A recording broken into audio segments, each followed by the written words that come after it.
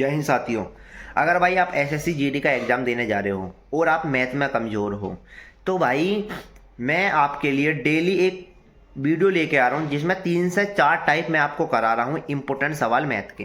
अगर आप एक एवरेज स्टूडेंट हो, आप पर मैथ नहीं आती है, तो भाई उन वीडियो को देखो, आपका बहुत ज़्यादा उनसे लाभ होगा भाई। ठीक है, ज़्यादा देर की वीडियो नहीं, 1-2 घंटे की नहीं है, कुल 11-11 मिनट, 5-5 मिनट, 6-6 मिनट की भाई 3-3 4-4 टाइप मैं आपको करा रहा हूँ। उनको करके चले जाओ भाई, आपका भला होगा।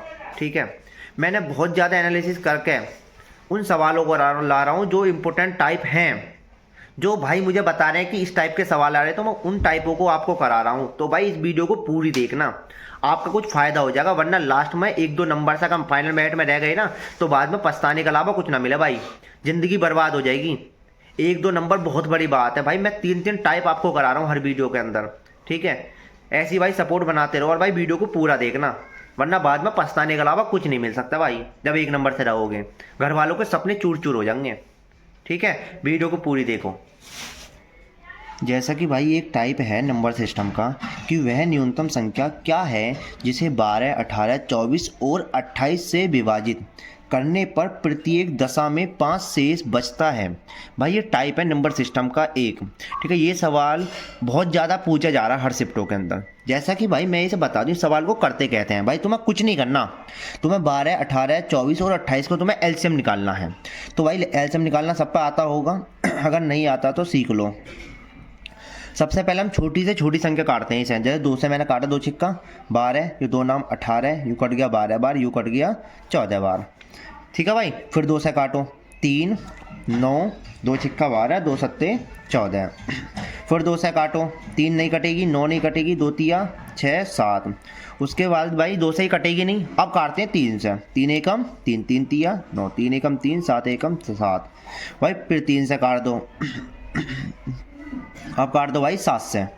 ठीक है, तो भाई जो एलसीएम होता है वो इन सब की मल्टीप्लाई होता है, 2 गुणा 2 गुणा 2 गुणा 3 गुणा 3 गुणा 7। 2 दूनी 4, 4 दूनी 8, 8 3 तिया 9 गुणा 7। ठीक है, 9 अट्ठे 72 गुणा 7। भाई 72 में 7 की मल्टीप्लाई कर दो, 7 दूनी 14 की 4 हासिल हुए 7 49 और 1 50, 504। तो भैया जो एलसीएम आया इन सब का वो कितना आया, 504। भैया 504 वह संख्या है जो 12 से भी, 18 से भी, 24 से भी और 28 से क्या होगी, विभाजित होगी। ठीक है, लेकिन इसने बोला है प्रत्येक दशा में 5 शेष बचना चाहिए। जब एक बात बताओ, 504 संख्या पूरी पूरी कटेगी लेकिन मुझे 5 शेष चाहिए, तो भैया मैं इसमें 5 जोड़ूंगा नहीं जोड़ूंगा जी, बिल्कुल जोड़ूंगा। तो भैया जुड़ के कितने आ गए, 509। तो आंसर क्या होगा इसका, 509। 509 वह संख्या है जो 12 से भी कटेगी 5 शेषफल देगी, 18 से भी कटेगी 5 शेषफल देगी, 24 से भी कटेगी 5 शेषफल देगी और 28 से भी कटेगी 5 शेषफल देगी। ठीक है, समझ में आ गया तो भाई लाइक कर दो और सपोर्ट बनाते रहो। ठीक है, और भी वीडियो आएंगी, चैनल को सब्सक्राइब कर लो। अब भाई एक सवाल आ रहा है मध्य अनुपाती का, तृतीय अनुपाती का, चतुर्थ अनुपाती का।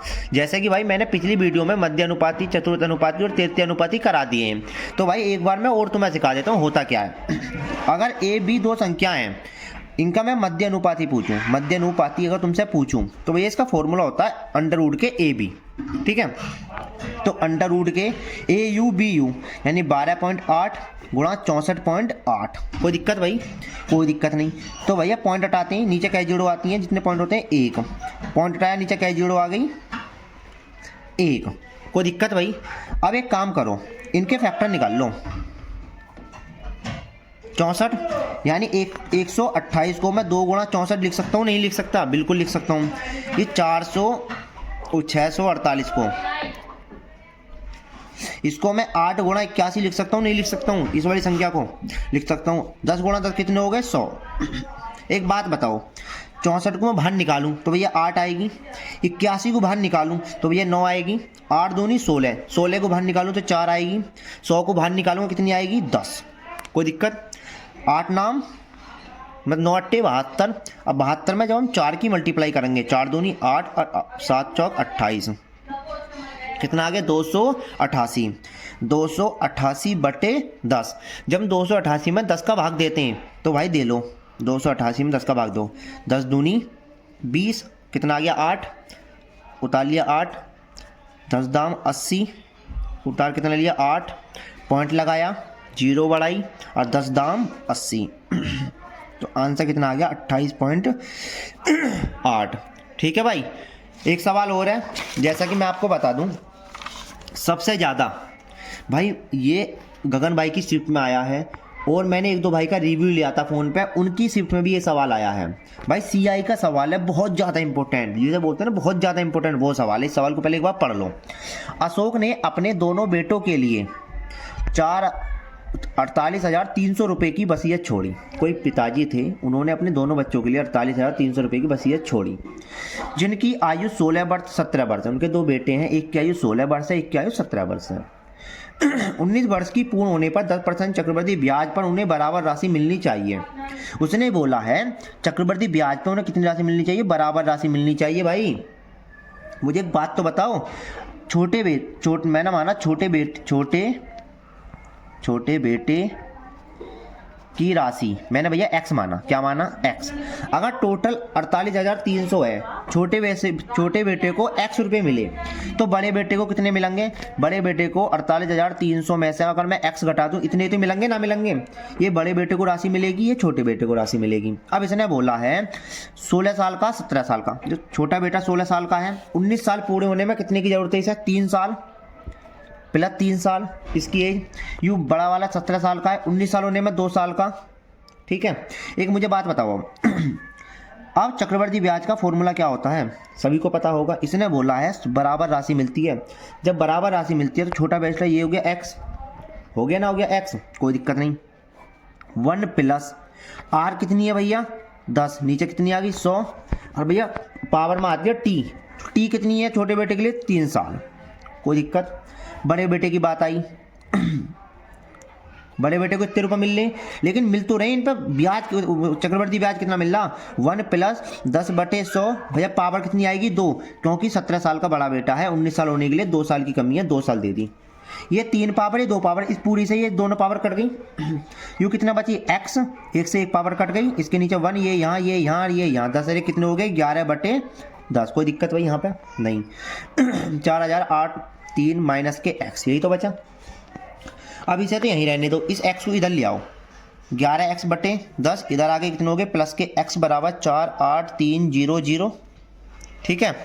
इसके नीचे 1, ये यहाँ, ये यहाँ, ये यहाँ, इसमें मल्टीप्लाई करेंगे 10 आएगा। 10 और 11 कितने होते हैं? 21x/10 बराबर 4,008,300।